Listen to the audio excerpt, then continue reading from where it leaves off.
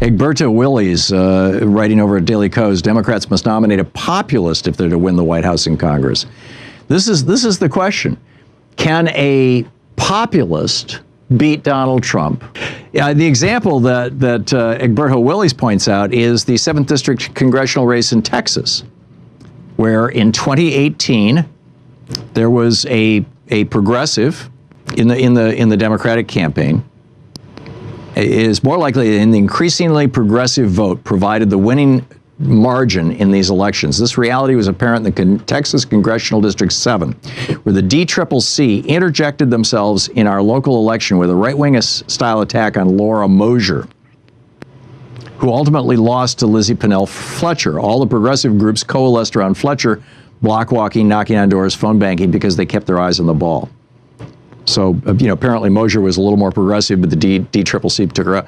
When American pollsters give Americans choices of policies, they reveal themselves as progressives.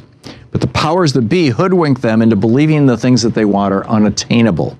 Worse, their leaders tell them that their wants would cost jobs or hurt the economy. In other words, fear is responsible for most Americans sticking to the mythical center. The mainstream is, quote, center-left. But what does center mean?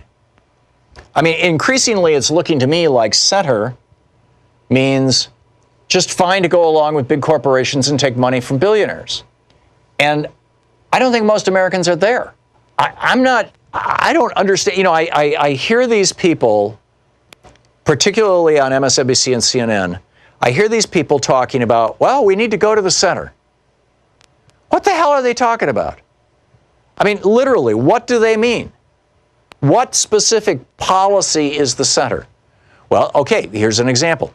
Medicare for all is the far left.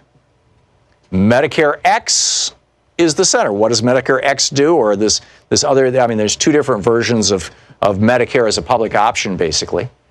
And both of them would keep in place the 20% hole in Medicare that brings in private health insurance companies and makes a hell of a lot of profit for those private health insurance companies.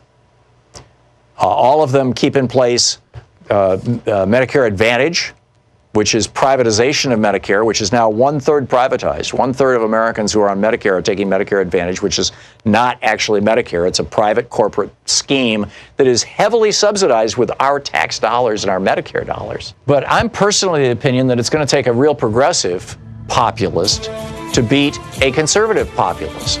Friends, please click the button here and subscribe to the channel. That is how we get the message out.